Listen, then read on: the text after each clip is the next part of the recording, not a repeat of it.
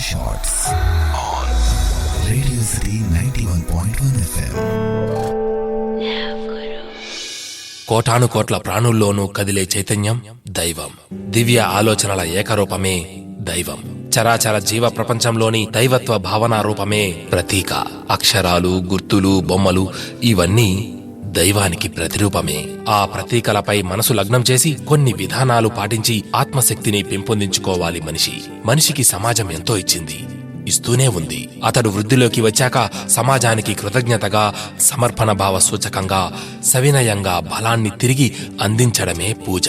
రుణం తీర్చేసుకోవడంగా భావించినా, ధనవంతుడినని దర్పంతో వ్యవహరించినా అది నిరుపయోగమవుతుంది. ఆడంబరాలకు, కళ్ళు చెదిరే కాంతి కిరణాల తోరణాలకు, మతి పోగొట్టి దిగ్భ్రమ కలిగించే శబ్దాలకు మానవుడు దూరం కావాలి. నివేదన పేరుతో వృధా చేయడం సరికాదు. సంస్కారాన్ని త్యజించడం అసలే కూడదు.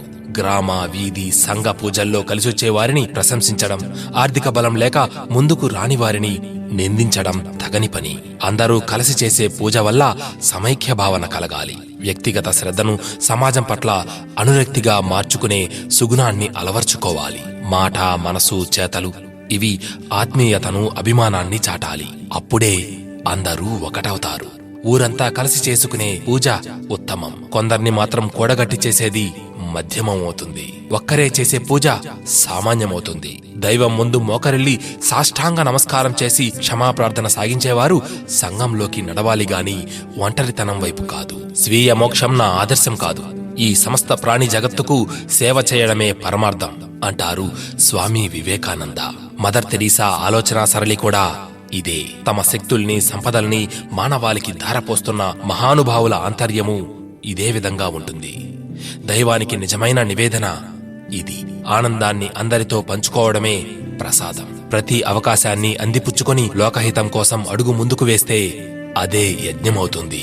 స్వార్థానికి దూరం కావడమే మోక్షం. అందరి సంక్షేమం కల్లారా చూసి ఆనందించడమే స్వర్గం. అందరూ తింటే నేను తిన్నట్లే అనేది రామకృష్ణ పరమహంస వారి ఆధ్యాత్మిక భావధార.